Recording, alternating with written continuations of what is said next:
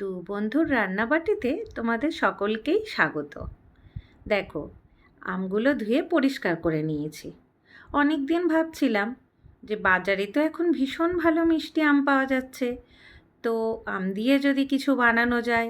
না হলে তো আম দিয়ে যদি কিছু না বানাই আমেরও তো মন খারাপ হবে যে আমি বছরে একবার আসি, আমাকে দিয়ে কি কিচ্ছু বানানো যায় না।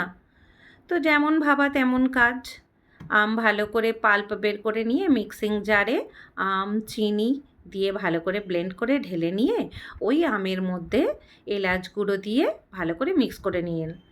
এবার দেখলেই তো আমার চিরচরিত পছন্দের কড়াইটা বসিয়ে নিয়েছি, তার মধ্যে ঘি দিয়ে কাজু কিশমিশ ভেজে তুলে নিয়ে সুজি দিয়ে একটু সুজিটা লাল করে ভেজে নিয়ে দুধ ঢেলে দিয়েছি।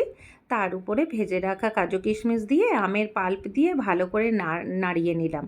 নাড়াতে গিয়ে দেখলাম মহা বিপদে পড়েছি, এই কড়াই তো কিছুতেই এটা বানানো যাবে না।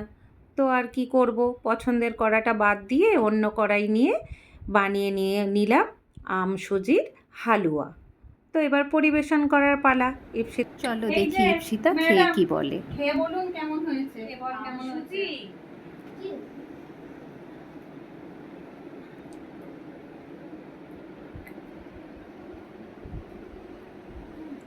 সত্যি তো কথা বলতে পারছি না, দারুণ খেতে হয়েছে।